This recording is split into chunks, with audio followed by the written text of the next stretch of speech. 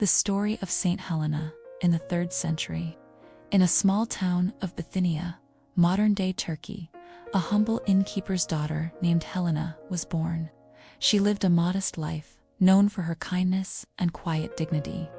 Despite her simple background, she eventually caught the eye of a Roman general, Constantius Chlorus, who married her. Together, they had a son, Constantine, who would later become one of the greatest emperors in history. Life, however, was not without sorrow. Constantius, for political reasons, put Helena aside when he became emperor. She was left behind, separated from her husband, but she never lost her strength or her love for her son. Constantine, devoted to his mother, always kept her close to his heart.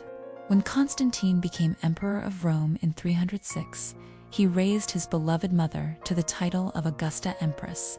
But more importantly, Constantine's life would be marked by a dramatic event. Before the Battle of the Milvian Bridge in 3012, he saw a vision of the cross with the words, "In this sign you shall conquer." After his victory, Constantine legalized Christianity and became its protector. Helena too embraced the faith with all her heart, living it with great devotion. As a Christian empress, Helena used her influence and wealth to care for the poor, build churches, and support the growth of the faith. Yet her most famous journey began when she was nearly 80 years old.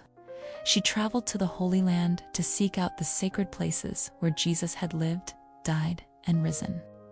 In Jerusalem, Helena had churches built on holy sites, including Bethlehem at the site of the Nativity and the Mount of Olives where Jesus ascended.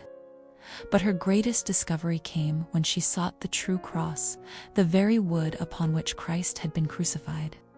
With the help of local Christians, 3 wooden crosses were found buried near Golgotha. To discover which was Christ's, a dying woman was touched by one of the crosses, and she was instantly healed.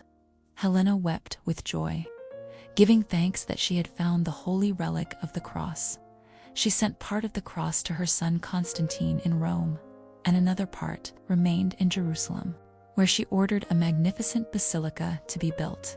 The Church of the Holy Sepulchre, which still stands today as one of Christianity's holiest places. Saint Helena spent her final years continuing her works of charity, living with humility despite her royal title. She died around the year 330, loved and honored throughout the empire.